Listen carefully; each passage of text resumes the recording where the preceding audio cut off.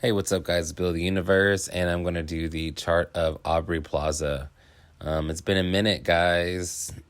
I took a little bit of a break from everything because I usually go at things just so hard, and so I've been taking a break from the internet. But I wanted to do anything really. So Aubrey Plaza, she is a Gemini Sun, a Taurus Moon, and a Cancer Ascendant. I do Vedic astrology, so keep an open mind. Stick around. So she is an Ardra Sun. That's a star in Gemini. Ardra is ruled by Rahu, and when women have a major placement in Rahu, I notice these women are very beautiful. They have dark looks, and they have wide eyes. I notice there's a big emphasis on the wide eyes. So like my aunt, she is a Shatabisha moon, and she has wide eyes too, and she has dark looks, very pretty. My other aunt also has very wide eyes, and she's actually an Ardra Sun, just like Aubrey Plaza. So women, or also, what's it called? What's that girl's name? Rachel Weisz. She's a Shatabisha Sun, I think. Just a lot of people. Oh, Drew Barrymore. She also has an Ardra Sun. She's got those classic doughy wide eyes. So Rahu women are typically very beautiful and soft looking on the outside, but actually are quite fierce. Especially this sun placement of Ardra. In tropical astrology, she would be a Cancer. So this star of Ardra is ruling from like June 25th to like July 7th or 8th, something like that. So if you're born in between that time, tropical, you're Cancer, but in Vedic, you are a Gemini, specifically the star of Ardra. And this is also symbolized by the teardrop or the thunderstorm. And this is because there's so many emotional ups and downs, highs and lows. It's a very turbulent and stormy part of the sky, so this is a very, very fierce, and sometimes this can even be a violent part of someone's chart. And this is the sun, so this would mean that this could come from the father. But what I usually see is that the father is very, very intelligent. He might be an engineer or some type like that. This is also a pretty creative star as well, because it is Gemini, and Gemini is multi-talented, good with the hands. She's a Taurus moon, which makes her also very pretty.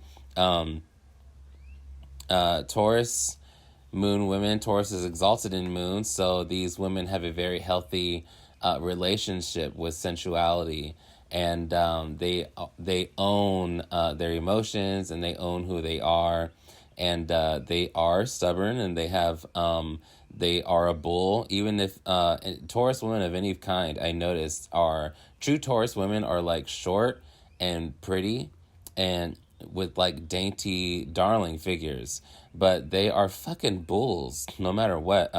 My mom has this exact moon placement. It's not just a Taurus moon, it's the star of Kritika, and nowadays that would be Pleiades, which is a cluster star in the sky. And this is actually a very masculine star. So these women, while being very beautiful and feminine, are very masculine. These women could have been tomboys, very rowdy, reckless as a child, might have had too much energy, or scabbed their knees a lot, or hung out with mostly boys, something like that. There's a lot of masculine energy behind this star of Kritika. The astrologer Claire Nocti associates this star of Kritika with like the cosmic Adam, as in Adam and Eve. So again, placing emphasis on the masculinity behind this star. Also in Vedic astrology, this star is ruled by the masculine sun. So there's no moon in this chart at all. Oh, there's one, but it's it's a kind of a bitch star. So she's got mostly Mercury, Rahu, Sun, mostly Rahu. Mostly Rahu. Okay, now that I see that Rahu is mostly apparent and that Mercury is her chart ruler, these are Shiva stars. So that means this is about, this is like over masculinity. This is someone who is very mature and someone who's very good with the material world. Someone who's very, has a very good work ethic. Someone who is very strong, actually, very strong emotionally as well. Even though they're very, very, very, very sensitive. And actually, these natives are the most like proactive when it comes to hiding their emotions. When people are like big and boastful and like big and bad in the world, but really they're the most sensitive ones, and the ones that like when they're so sensitive and they actually like put this front like they're so hard, or they put this front that they're so I don't know, just like completely opposite of what they actually are, and who they really are is very, very, very sensitive people. But what is interesting is her moon. You know, in Vedic astrology, the moon is the most important planet, and her moon is being ruled by the sun. So she really is a masculine person underneath it all. So it's funny because usually underneath Rahu is a very sensitive person. But this chart says underneath Rahu is actually more masculinity. So I think that's pretty interesting. But you would also be fooled, again, because her ascendant is in Cancer. And ascendant is the body, right? So, and Cancer is the mother. Cancer is a very beautiful sign. And the astrologer Claire Nocte did a study on the most beautiful women, and most of them had a strong Cancer placement.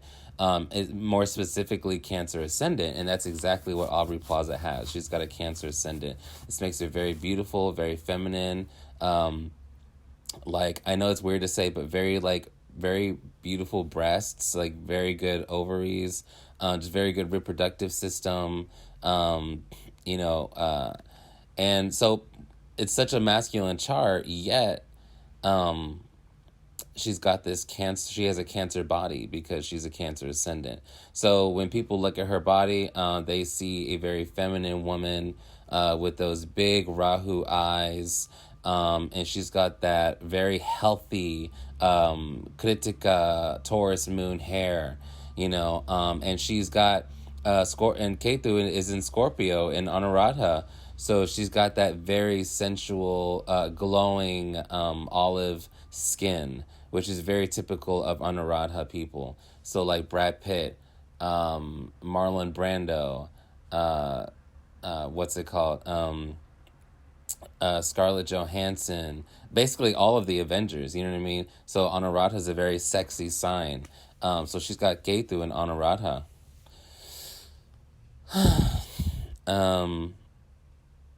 So yeah, this is a very strong, beautiful woman. But honestly, there's not if I can be totally honest, there's not like a lot of sensitivity here.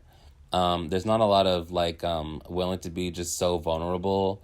There's a lot of protective qualities here. There's a lot of being hyper aware of how one looks, and how one is perceived in society, which is interesting because she's like known for being a weird person, which I was kind of wondering where I would see that. And,